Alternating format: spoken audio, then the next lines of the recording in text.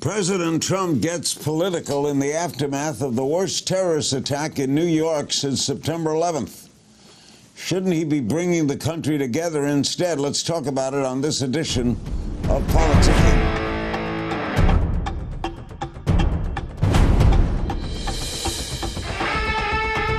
Welcome to PoliticKING. I'm Larry King. In the immediate aftermath of Tuesday's terror attack in New York by a suspect who was apparently self-radicalized by ISIS-inspired websites and certainly used a method of attack which has been promoted by Islamic extremists, President Trump took to Twitter earlier the next day to blame New York Senator Chuck Schumer for the visa lottery program, which it appears the suspect entered America through.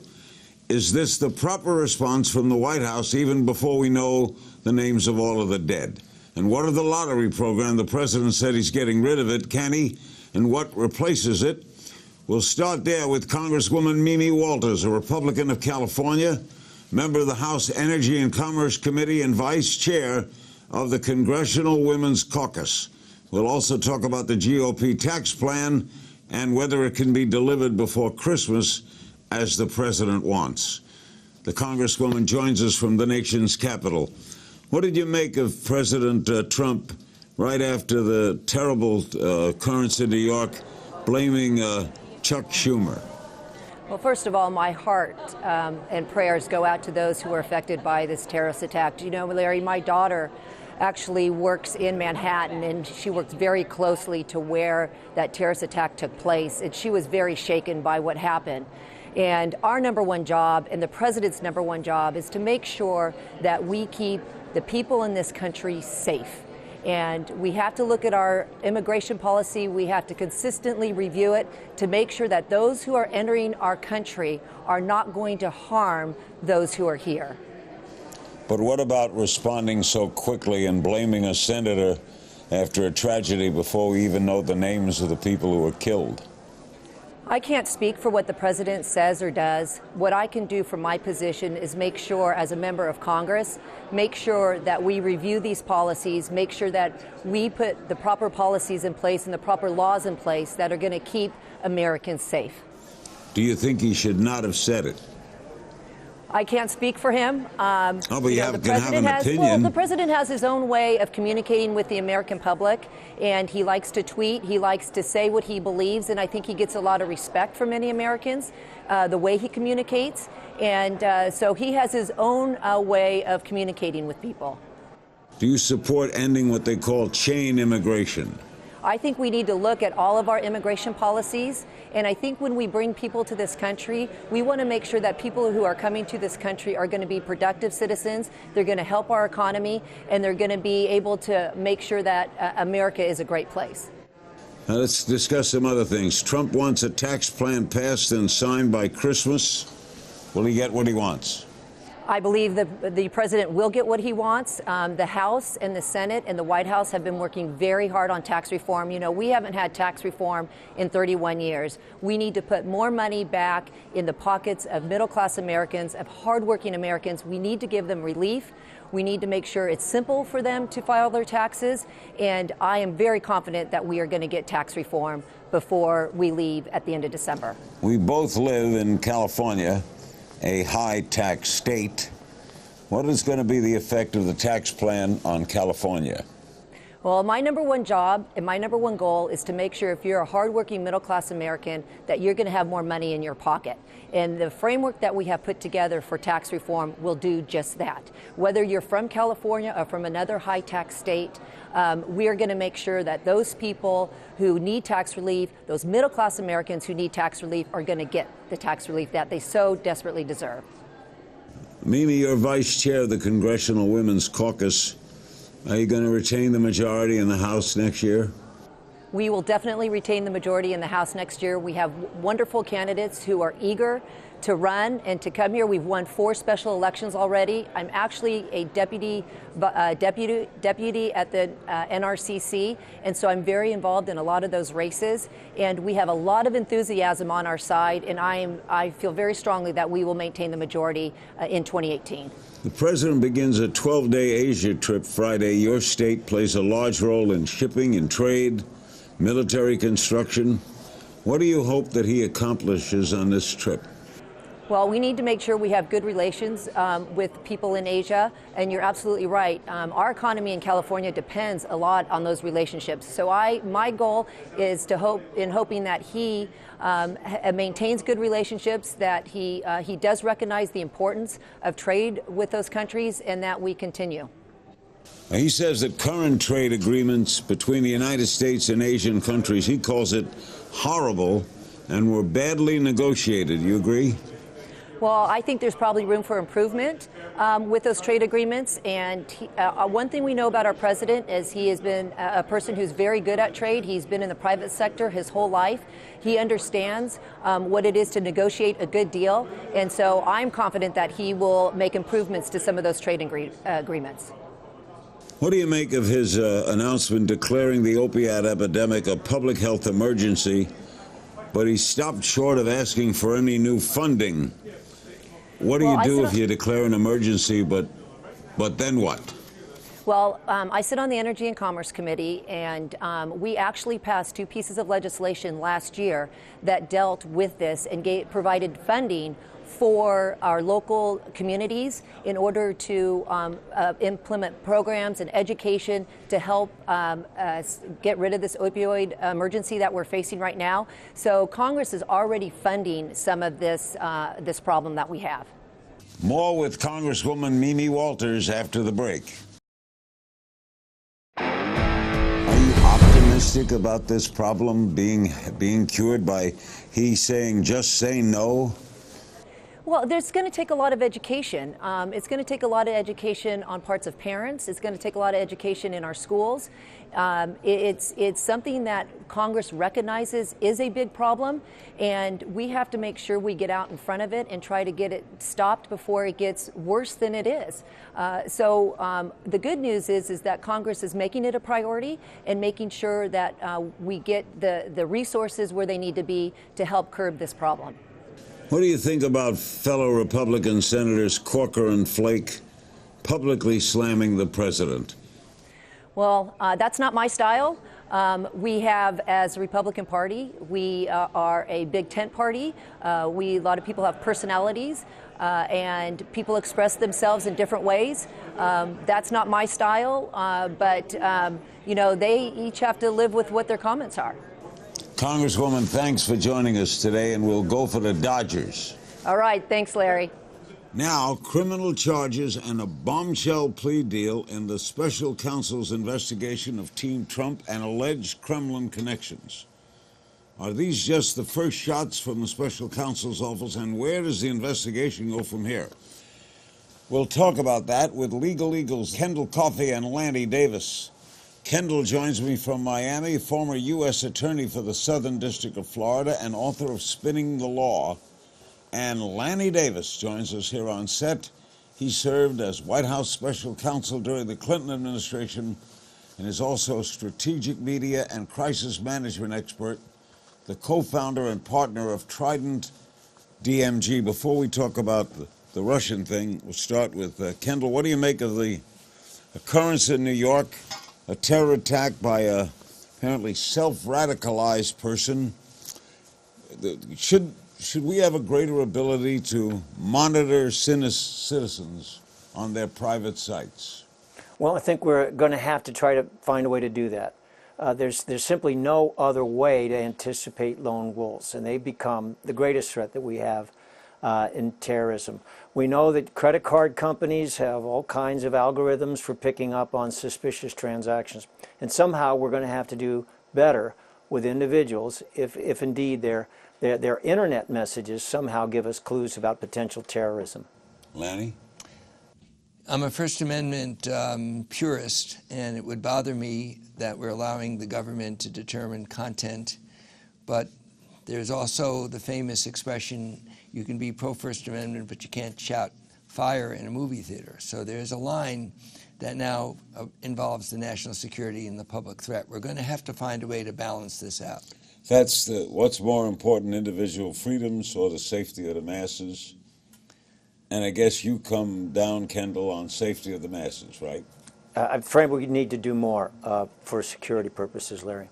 And so do you, Lanny, right? Yes, but I'm real concerned when we face these threats. It's the greatest challenge to the First Amendment, and it's exactly at times like this that most people are ready to yield to compromising on privacy and the First Amendment are related. So we just got to be careful not to overreact. Is the internet bad, Kendall? The internet is great, but it's dangerous. And whether we see it in white supremacist demonstrations, it's all of a sudden becoming clear that haters can find each other. And I agree completely with Lanny. We've got to find a way to do the balance. It takes greater wisdom than I've got, but clearly the effort towards security and prior detection and prevention is going to get attention and deserves attention. Most certainly we've seen with the government of Russia meddling in favor of Donald Trump in our election that the internet providers like Facebook and Google and now we know Twitter facilitating those interventions, those alien interventions in our presidential election. We'll have to intrude on their argument about the right to privacy in that instance. So I do agree with Lanny, it seems that both of you know there's a threat, but you don't have an answer. There's a line drawing, no answer, but there is a line we have to draw. And who draws it? Well, it's got to be government, with people like us trying to look at the way to narrowly define where we intervene as to content on the internet, which is a First Amendment privacy issue, and that's probably the threshold of a probable cause national security threat, that some standard that a judge would look at, similar to the FISA court, by the way, where there are standards that allow the infringement of privacy if you meet the standard. Are you concerned, Kendall, that it's always a concern, but there's a famous speech Hitler made in the 30s in which they took away warrants, and he simply said, if you're loyal to your country and you're not worried, why do you care if they search your house? And the people bought it. Wouldn't you bet that America might buy that same line? Well, that would be a frightening thing. And I hope that we maintain basic protections such as the requirement for some evidence, some reason to issue warrants, and that we respect the process and keep the independent judiciary very, very involved. And we also want to look to the giant internet providers, the Googles of this world, to see what they can do better voluntarily. It doesn't require increased government activism. But we all know we need to do more, and we're going to be studying that, I think, very, very closely to see how, as Lanny described, we balance the more we can do on the security side without betraying our fundamental values. We'll continue the conversation with Kendall Coffee and Lanny Davis right after the break. Welcome back to PoliticKING. We continue the conversation with Lanny Davis, former White House special counsel for the Bill Clinton administration and partner of Trident DMG, and in Miami, Kendall Coffee, former U.S. attorney for the Southern District of Florida and author of Spinning the Law. All right, let's go other places. Lanny, your reaction to the development in the Mueller probe? Well, Mr. Mueller has shown himself, only met him several times, but don't know him well, as the ultimate professional. He doesn't leak. He stays within his lane, focused on the mandate to develop evidence of the Trump campaign collusion with the Russians. He doesn't have the evidence yet, but he's one step at a time. The fact that he kept quiet, I'd be interested in your views, Kendall, at the guilty plea all this time without a leak. That would not have been the case, with all due respect to Ken Starr, who since those days has actually become a friend. But there are lots of leaks out of that shop, and I respect Mr. Mueller for maintaining his focus and his professionalism despite the Trump White House's ridiculous attacks on him. Kendall? Well, I think that those criminal charges that we saw were, from a prosecution standpoint, brilliant work. And I agree with Lanny that the charges against Papadopoulos were a complete surprise, and that's a tribute to just the kind of leadership Mueller's got in trying to keep it from being a leak-free operation. It's tough, and stuff's going to get out, and certainly when, for example, there's a search on a home, that kind of thing is going to become public. Why do you think, Lanny, that they asked for flight risks of both people charged? Well, combination of... Where would they think they'd go to? Well, the combination of having money to go somewhere where you can't be extradited, and there are plenty of countries in the world where that's the case, and the motive, which is people who are, in the case of Paul Manafort, quite an impressive professional career to date, has a lot to lose here. But I think his family ties, and I assume he's presumed innocent until proven guilty, that he's not going to flee anywhere and he's going to get his day in court. Kendall, concerning Mr. Papadopoulos, who has said he is guilty of lying, does that tell you that this is the kind of case where it looks like a duck, sounds like a duck, might be a duck? Well, I don't know what we can predict yet with respect to the so-called Russian collusion, but the Papadopoulos thing is obviously about somebody, even if a low-level operative, who's trying to connect up with Russian government, perhaps connect so-called dirt on Hillary Clinton with uses in the campaign itself. It's important for other reasons, too, because, first of all, it sends a very strong message that anybody else who's going to get interviewed better tell the truth to the FBI, because this guy has been basically criminally charged and will be a felon. He's admitted guilty for lying to the FBI. So I think going forward, it's a very important event and a very important message, even apart from the issues that it has with respect to the questions of Russia involvement in the elections. Concerning the Trump statements, I tweeted the other day, if you watch Fox News, it looks like Hillary Clinton is president, and she should be impeached. You served in that administration. What do you make of the attacks on Hillary? Is that diversion? There is no way to analyze Donald Trump since the earliest part of his presidential campaign, and I mean this sincerely, not as a political shot, without questioning his mental stability. Nobody who's mentally stable would act and say the words, not just on this topic, but on all topics. So the answer to your question is for him or anybody in the White House to think that it helps to attack Hillary Clinton on some uranium deal that she actually had nothing to do with in order to change the topic, and that they're effective.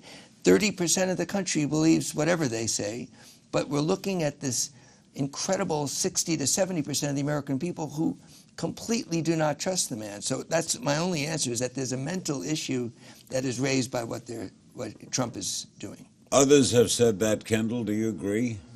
Well, I think that actually President Trump understands his voter, his base, the people that got him the nomination and contributed to his election. So I suspect that these constant attacks on Hillary Clinton serve, at least in some strategic scenarios, a valid point. But let's be very clear. It's not going to distract Robert Mueller. They are not going to get sidetracked by looking at uranium deals. They are building very relentlessly, very effectively a case. We don't know how it's going to turn out, but attacking Hillary Clinton, attacking the investigation, none of those attacks are going to keep Mueller and his team from getting to the bottom of this. On the other hand, Lanny, Tony Podesta, the brother of Hillary's campaign manager, John Podesta, is under investigation. Does that concern you? Full disclosure, he's a close friend of mine for almost 50 years. And it does concern me that a friend of mine is under this scrutiny under the Foreign Agents Registration Act. He did take advice. His company took advice from a major law firm. And I am hoping that he'll come out okay. Thank you both very much. Kendall Coffee and Lanny Davis. We appreciate your coming. Thank you. Hey, thanks, Larry. On Friday, President Trump leaves for a much-publicized 12-day trip throughout Asia. What can be expected during this trip, and what landmines might await the president? We'll talk about that with Joel Rubin, served as Deputy Assistant Secretary of State for Legislative Affairs in the Obama administration, and is president of the Washington Strategy Group, and he joins us from Washington, D.C. Joel, he's gone to Japan, South Korea, China, Vietnam, and the Philippines. How important is this trip, and why? Larry, thanks for having me, and this is a very important trip. It's going to be the longest trip for the president so far of his time in office. It'll be for 12 days, and it's going to send a lot of signals to the key region in the world that no one seems to be talking about in a comprehensive way, but everybody knows is truly the future for our economic growth, security issues, and essentially America's role in the world. So it's a significant trip, and it will set a tone for the remainder of his term and how we deal with Asia and China and all the major issues on his plate. Joel Rubin's our guest. We'll have more with him right after this.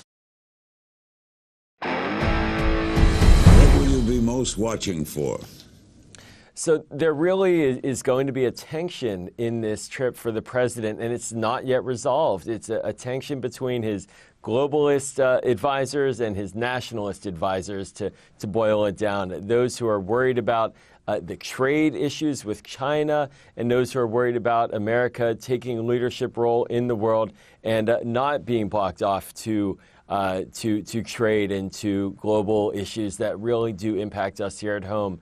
Several core items like the nuclear program with North Korea, the question of terrorism and its growing impact in the region. These will certainly be at the top of the agenda. But how the president navigates these tensions, how he engages China on American trade issues, that's going to really be a key takeaway for the American worker and for us in terms of what happens next on our trade policies. What's the biggest potential pitfall?